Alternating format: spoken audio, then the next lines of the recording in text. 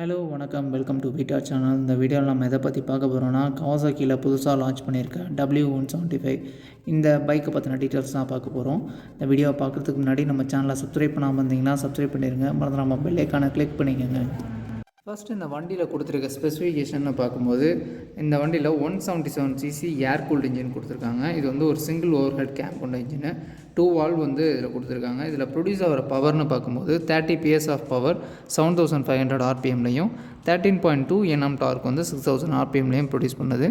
இதில் யூஸ் பண்ணியிருக்க சேசிஸ்ன்னு பார்க்கும்போது டபுள் கிரேடல் ஃப்ரேம் வந்து யூஸ் பண்ணியிருக்காங்க. ஸோ இது வந்து ரொம்பவே வைப்ரேஷனை வந்து நமக்கு வந்து கம்மி பண்ணும் இந்த ஃப்ரேமு. இந்த வண்டியில் கொடுத்துருக்க டயர்ஸ் அண்ட் பிரேக்கிங்னு நமக்கு பார்க்கும்போது ஃப்ரண்ட்டில் வந்து 17 inch வீல், 18/19 செக்ஷன் டயர் வந்து கொடுத்துருக்காங்க. ரியரில் வந்து பார்க்கும்போது 17 செக்ஷன் வீல் தான். அதேமாரி 100/19 செக்ஷன் டயர்ஸ் வந்து இதுக்கு வந்து ப்ரொவைட் பண்ணியிருக்காங்க. பிரேக்கிங்னு பார்க்கும்போது ஃப்ரண்ட்டில் வந்து டிஸ்க் பிரேக்கு சிங்கிள் சேனல் ABS-ஓடு வருது.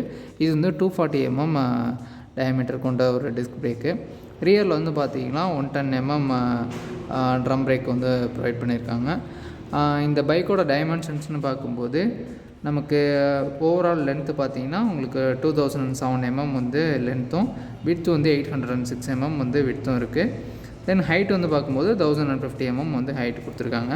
கிரவுண்ட் கிளியரன்ஸ்னு நமக்கு பார்க்கும்போது 152 mm வந்து கிரவுண்ட் கிளியரன்ஸ் இருக்குது. தென் வந்து சீட் ஹைட் அப்படின்னு பார்க்கும்போது நமக்கு 786, அதாவது ஓவரால் ஒரு 800 mm வந்து உள்ளேயே வந்து நமக்கு வந்து சீட் ஹைட் வந்து கொடுத்துருக்காங்க. இந்த வண்டியில் இருக்க சஸ்பென்ஷன் செட்டப்னு பார்க்கும்போது ஃப்ரண்ட்டில் வந்து டெலஸ்கோபிக் ஃபோர்க்கும், ரியரில் டுயல் ஸ்ப்ரிங் ஷாக் அப்சார்பரும் கொடுத்துருக்காங்க.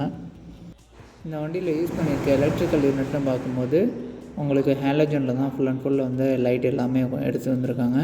தென் வந்து இன்ஸ்ட்ருமெண்டல் கிளஸ்டர்னு பார்க்கும்போது இது வந்து ஒரு செமி டிஜிட்டல் இன்ஸ்ட்ருமெண்டல் கிளஸ்டராக கொண்டு வந்திருக்காங்க. கவாசாக்கி வந்து இந்த பைக்கை வந்து ரொம்ப ஒரு பேசிக்கான மாடலில் தான் இந்த பைக்கை வந்து எடுத்துகிட்டு வந்திருக்காங்க இந்தியன் மார்க்கெட்டுக்கு. இந்த வண்டியில் இருக்க ரைடிங் போஸ்டர் எல்லாமே பார்த்திங்கன்னா நார்மலாக உங்களுக்கு வந்து அப்ரைடான போஸ்டரில் தான் இருக்குது. என்ன தான் இவங்க ரெட்ரோ டிசைனில் வந்து பைக்கை கொண்டு வந்திருந்தாலும் இவங்களோட இன்ஜினில் இன்னுமே கொஞ்சம் கான்சன்ட்ரேட் பண்ணி 175cc உண்டான பவர் வந்து டெலிவரி பண்ணுற மாதிரி எடுத்துகிட்டு வந்திருக்கலாம். ஏன்னா இது நார்மலாக ஒரு 125 to 150cc செக்மெண்ட்டில் கொடுக்குற பவரை தான் இந்த பைக் வந்து டெலிவரி பண்ணுது. ஸ்பெசிஃபிகேஷனும் ஆல்மோஸ்ட் பார்த்திங்கன்னா ஒரு 125 to 150cc இருக்க ஸ்பெசிஃபிகேஷன் தான், நார்மலான ஸ்பெசிஃபிகேஷன் தான் இதுலேயும் கொடுத்துருக்காங்க.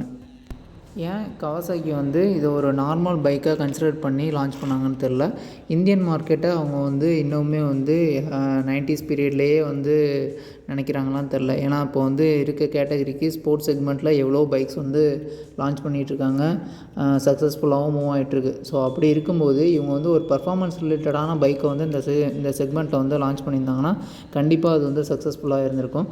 பட் ஆனால் அவங்க ஒரு கம்யூட்டர் செக்மெண்ட்டில் வந்து இந்த பைக்கை வந்து லான்ச் பண்ணியிருக்காங்க. ஸோ அப்படி கம்யூட்டர் செக்மெண்ட்டில் லான்ச் பண்ணும்போது அது ஒரு சில பீப்புள்ஸ்க்கு தான் அது வந்து கம்ஃபர்டபுளாக இருக்கும். பட் பெர்ஃபார்மன்ஸை எதிர்பார்க்குறவங்க கண்டிப்பாக வந்து இந்த பைக்ஸை வந்து கண்டிப்பாக எடுக்க மாட்டாங்க. கவாசாக்கிட்டேருந்து எதிர்பார்க்குறது எல்லாமே பார்த்திங்கன்னா பர்ஃபார்மன்ஸ் ரிலேட்டடான பைக்ஸ் தான். பட் இந்த பைக் வந்து பர்ஃபார்மன்ஸ் ரிலேட்டடானு கேட்டிங்கன்னா இது வந்து ஒரு கம்யூட்டர் செக்மெண்ட்டில் வரக்கூடிய பைக்கு. இந்த பைக் பார்த்திங்கன்னா 2 வேரியண்ட்டில் வந்து நமக்கு கிடைக்கிது, W175 and W175 street. W175 street பார்த்திங்கன்னா நமக்கு அலாய் வீல் டியூப்லெஸ் டயரோட வரும். W175 நமக்கு ஸ்போக் வீல் டியூப் டயரோட வந்து கொடுக்குறாங்க. இது இல்லாமல் எக்ஸ்ட்ரா நமக்கு க்ரீன் கலர் ஆப்ஷனும் இந்த வேரியண்ட்டில் கிடைக்கிது. அது மட்டும் இல்லாமல் கவாசாக்கிக்குன்னு செப்பரேட்டாக வந்து ஷோரூம்ஸ் வந்து அதிகமாக வந்து இல்லை. ஸோ அப்படி இருக்கும்போது சர்வீஸ் பாயிண்ட்ஸுக்கு ஒரு சில இடத்துக்கு தான் வந்து சர்வீஸ் போய் பண்ணுற மாதிரி இருக்கும்.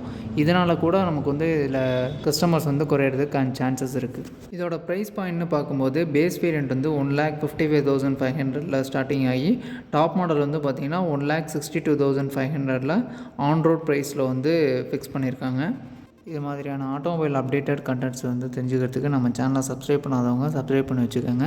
இந்த வீடியோ உங்களுக்கு பிடிச்சிருந்துச்சுன்னா உங்கள் ஃப்ரெண்ட்ஸ் அண்ட் ஃபேமிலி சர்க்கிளுக்கு ஷேர் பண்ணுங்கள். தேங்க்யூ.